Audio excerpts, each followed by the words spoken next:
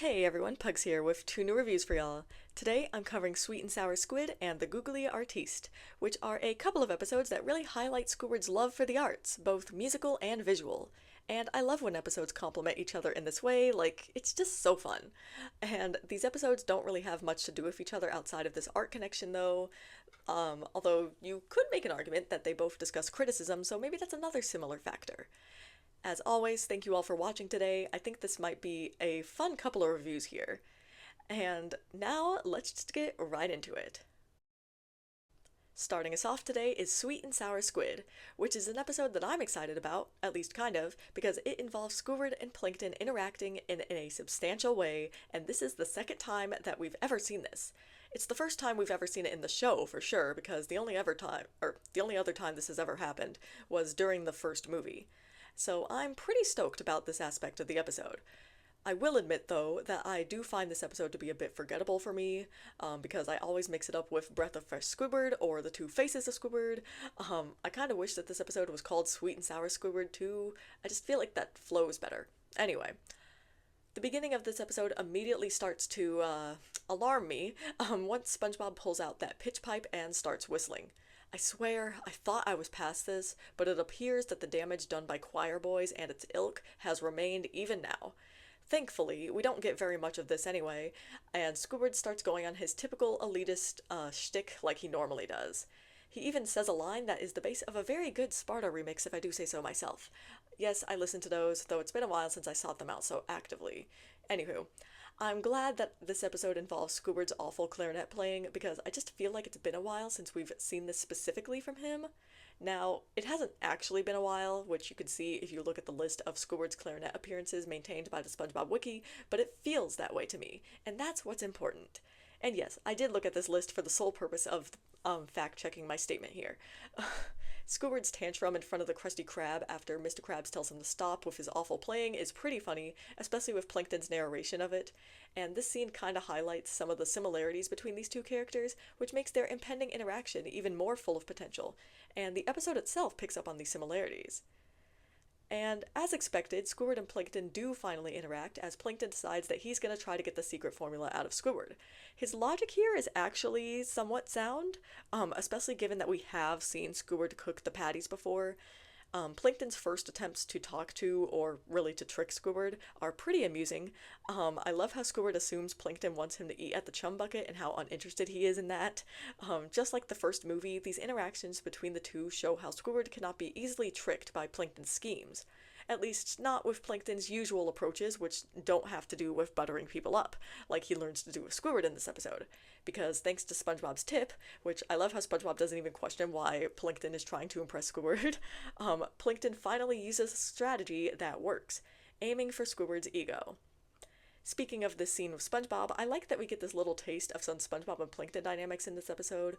I really and truly love when they have a friendly relationship, or more accurately, when SpongeBob's being friendly and Plankton is scheming on the sly. It's a dynamic that's been there ever since Fun, and I adore how it has been carried into the modern day. Or, well, this is middle-aged SpongeBob, but y'all get the idea. They just bounce off of each other so well, and this scene has some quick throwaway lines that are pretty funny to me. Now, thinking of Sweet and Sour Squid's actual plot, it's alright. Plankton trying to get the Krabby Patty formula through Squidward is, as I said, logical. Going to the Krusty Krab employee who shows active disdain for the restaurant, who's worked there for a long time, and even though this isn't addressed in the episode, or it is, but in the opposite direction, has cooked patties before, makes sense. However, it isn't smart if, and I believe this episode is running on this variety of continuity, Squidward has never cooked the patties. Y'all know how this show is, inconsistency is the name of the game, and sometimes Squidward has experience in the kitchen and other times he doesn't. So since this episode is one of those times where he doesn't, Plankton's plan becomes a lot more ridiculous, but still overall smart. Sorry, this is completely irrelevant. Let me move on. So there are moments in this episode that are really good, and there are some that are somewhat dull, and then there's the song, and while I think it is very fun, I also think it is wholly unnecessary and distracts from telling the actual story.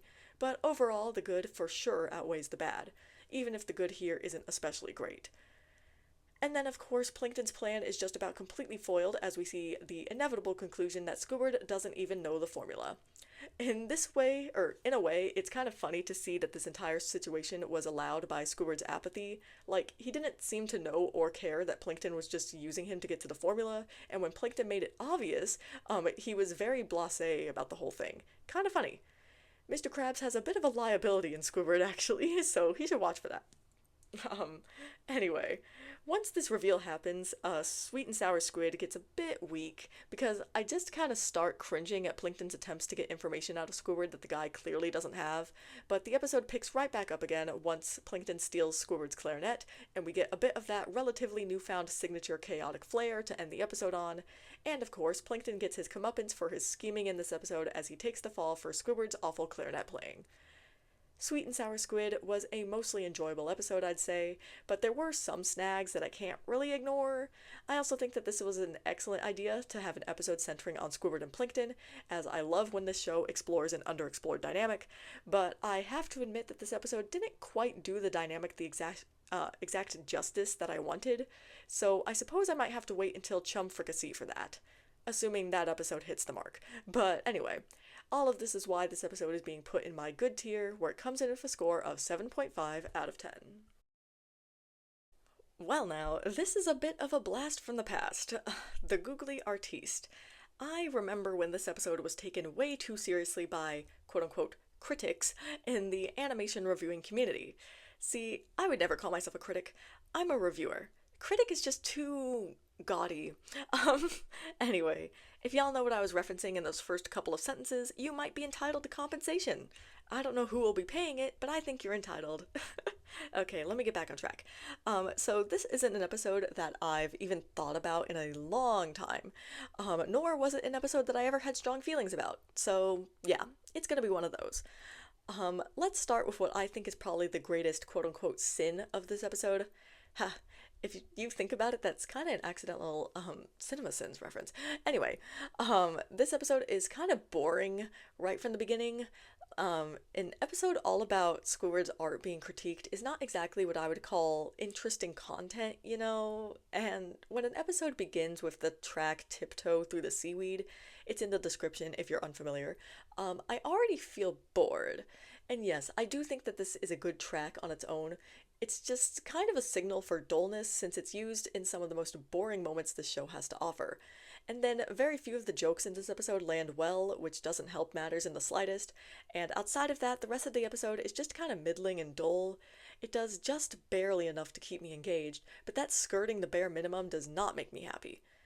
The second big sin of the Googly Artiste, which isn't really much of a sin, is that it continues the rather unfortunate trend of Patrick being written to be a prick for absolutely no reason. Now, to be fair, or to be as fair as possible at least, Patrick is hardly that much of an ass in this episode, certainly much better than some of the other appearances I've noted lately. There's really only like 2 moments here that grind on me. However, I still don't like Patrick here even with this in mind. I'm just bored of him, both because of how he is in this episode and how he's been for a while now. And apathy is not a thing I want to feel about anything in the show, like ever. And even now I fear that I'm being too harsh on Patrick, being still probably influenced by old reviews circa 10 or so years ago, but this is the way I feel and that's just how it is. And let's not get it twisted, there are some good moments in this episode. Like, the part with the critic and Squidward was pretty funny, especially when the critic is all like, "I'm a critic. I don't make things. I judge things." Yeah, this line is hilarious to me. It's very clearly a dig at the actual critics of the world, and yes, that was a dig of my own, and I love it.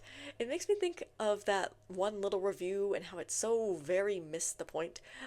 This episode is about Rotten Tomatoes type critics, not nobody YouTubers, let's be serious.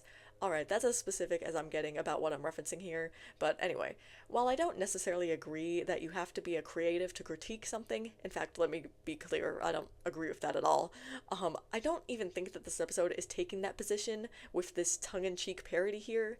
It's just a very specific critique of a very specific kind of critic. Anyway, other good moments. The guy who is clearly addicted to art is pretty funny too, and the interaction between SpongeBob and Squidward about his gambling problem is hilarious. Lots of humor for older kids and adults in this episode. I do certainly love that. I also liked when Mr. Krabs finds out that Patrick's selling his art in the Krusty Krab. It was funny. And I love how, or I know that I've said this before, but I love when Mr. Krabs wins by being a horrible, cheap person. Like, it's just enjoyable. I suppose before I end this review, I should also mention how the Googly Artiste has some similarities to Artist Unknown. I've seen that little term rip-off bandied around, and y'all already know that I think that term is rarely ever warranted, and let me tell you that it is in no way warranted here for this episode. For one thing, the two episodes aren't even all that similar, and the messages of the two episodes are, in my opinion, connected yet distinct. This episode is all about the nature of criticism, while that episode was more about what constitutes real art, i.e., the question of authenticity, and the answer that it provides is anything. I would not be surprised if this episode was inspired by Artist Unknown to some degree, but I also think that it was more strongly inspired by the experiences of the creative workers in the entertainment industry who crafted the episode. And that's not to say that this episode is about getting back at the critics either. I just find that to be asinine, and it's another accusation that I rarely ever see justifiably brought forth. Alright. So, the Googly Artiste was definitely much better than I remembered, which, to be fair, is not saying very much. Because this episode still wasn't very great, I was just kind of bored throughout most of it, but there were a few funny and enjoyable moments here and there that kept me buoyed, and there were also some Patrick scenes that I didn't like, which is never a great sign, but other than that, this episode is decent, and it's harmless, and it's certainly not an attack on animation YouTube. Sorry. Had to get one more lashing in there. Anyway, this episode is being put in my okay tier, where it comes in with a score of 6.8 out of 10. As always, I'll be ending this video with some closing thoughts of mine. Yeah, I probably should not have kept those lashings the equivalent of beating a horse that died 5 years ago in, but, let me, like, let me be, I want to have my fun, okay? I feel like I never got to say these opinions in the past, and now I have the chance, so I'm doing it. I just find that there's a certain sense of self-importance in people who think that the crew of a major television show are directly firing back at them, and I don't just mean the people/person that I've been hinting at today, I mean literally anyone who thinks this way. Thinking of the modern SpongeBob fandom, I've still seen people make this argument that, like with that this season 13, 14, 15 episode is about responding to the critics. Like, no, they are not responding to you. At best, they are responding to general internet trends, which have revealed that certain kinds of self-proclaimed critics all move in a certain way that is easy to poke fun at. I know for a fact that the Patrick Star Show engages in this kind of meta humor all the time. I need to get to watching more of that for real. Can they put out, like, complete physical releases already? I don't do that volume shit. Anyway, what else did I want to mention in today's closing thoughts? Well, as I was writing the script to Sweet and Sour Squid, I was thinking of what other random character combinations that I'd like to see. I'd like to see Mrs. Puff and Plankton, which has happened, like, twice now, I think, which is interesting. I won't be getting to those episodes for a while, though. I'd like to see Sandy and Pearl on their own. I know that the Gal Pals thing exists, but I just want to see those two. I'd love to see Gary interact in a substantial capacity with literally anyone who isn't SpongeBob or Patrick. Yeah, we've seen Mr. Krabs and Squidward with him, but I wouldn't mind some more. Alright, I think that's it now. Man, I've done a lot of yapping today, and I'm not even sure why. So I'm gonna go ahead and close things out here, and I'll see y'all in the next review.